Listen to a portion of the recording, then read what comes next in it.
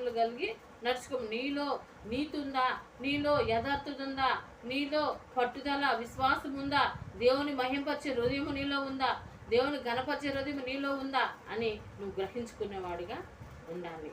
అయితే ఇక్కడ ఏమంటున్నాడంటే బలులను అర్పించుట కంటే యెహోవాకు ఇష్టమేది, దేవుని యొక్క మాట అయినటమే శ్రేష్టం అంటున్నాడు ఆయన. కీర్తన గ్రంథం 51 కీర్తన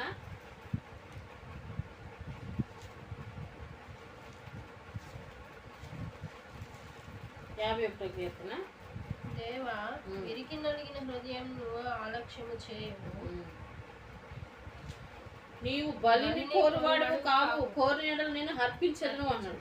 దహన బలి నీకు ఇష్టమైనది కాదు, విరిగిన మనసు దేవునికి ఇష్టమైన బలులు అన్నాడు. చూసావా, విరిగి నలిగిన హృదయమే, విరిగిన మనసే దేవునికి ఇష్టమైన బలి.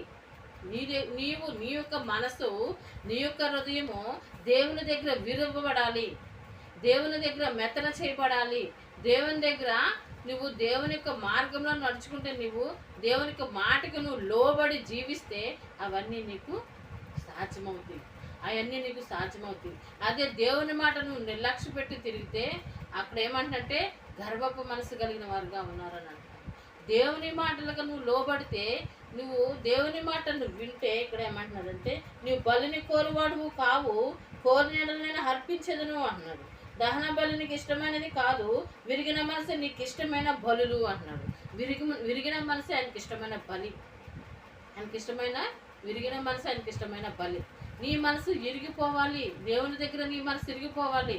నీ మనసు ఇరిగిపోయి అయ్యో నేను అపిత్రమైన పెదవులు గలవాడును, అపిత్రమైన జనుల మధ్య నేను నివసించుతున్నానని యెషయా ఏ రీతిగా ప్రార్థన చేశాడో ఆ రీతిగా నువ్వు ప్రార్థన చేస్తే దేవుడు ఆయన యొక్క అగ్ని తీసుకొచ్చి నీ పెదవుల్లో కాల్చివేసేవాడుగా ఉన్నాడు, నీ హృదయాన్ని కాల్చివేసేవాడుగా ఉన్నాడు, నీ యొక్క శరీరాన్ని కాల్చివేసేవాడుగా ఉన్నాడు. అంటే అగ్నితో, ఆయన యొక్క అగ్నితో నిన్ను పరిశుద్ధపరిచే దేవుడుగా ఉన్నాడు.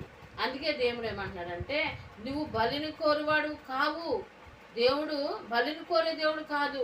నీ హృదయాన్ని చూస్తున్నాడంటే నీ హృదయం ఎలా ఉండాలి, విరిగిన మనసే దేవునికి ఇష్టమైన బలిగా ఉండాలి. నువ్వు బలి ఇవ్వక్కర్లేదు, కోడిని తీసుకొచ్చి నువ్వు బలిని ఇవ్వక్కర్లా, కొంగలు తీసుకొచ్చి నువ్వు బలిని ఇవ్వక్కర్లేదు. నీ హృదయాన్ని విరుచుకో దేవుడి దగ్గర.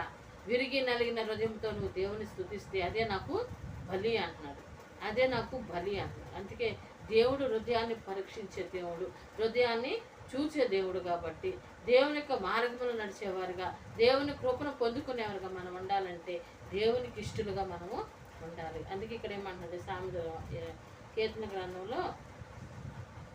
సామెతల గ్రంథంలో